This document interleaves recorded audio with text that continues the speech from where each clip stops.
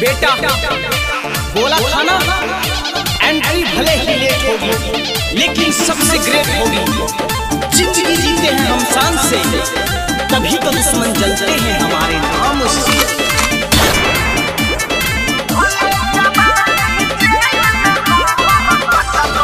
लागे छै बिगड़ल खानदान से, चले छै ही हसीना ताना से। लागे छै बिगड़ल खानदान से, चले छै ही हसीना ताना के। तोहार देखी खोखो सबके आँख फटतही रे। हे गे ऐसन ऐसन घटना रोजे घटतई गे। भले जवानी जेल में हमर घटतई गे। अच्छा ऐसन ऐसन घटना रोजे घटतई गे।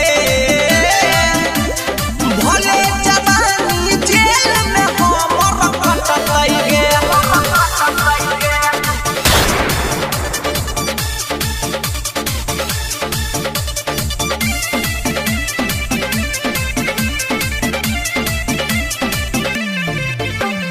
जय भी एक दिन जेल रे छोड़ा, चढ़ भी एक दिन फांसी।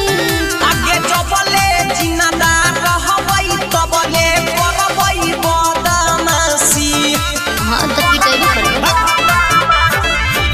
अरे जय भी एक दिन जेल रे छोड़ा, चढ़ भी एक दिन फांसी। जबले जिंदा रहबै तबले करबै बदमाशी। तू लगैले छी आग कब से मटते रे। ऐसन ऐसन घटना रोजे घटतई गे।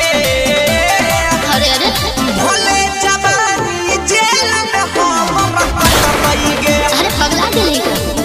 आगे ऐसन ऐसन घटना रोजे घटतई गे।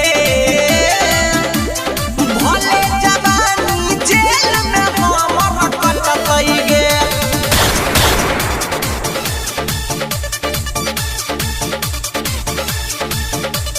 Radhika recording studio Saharsa.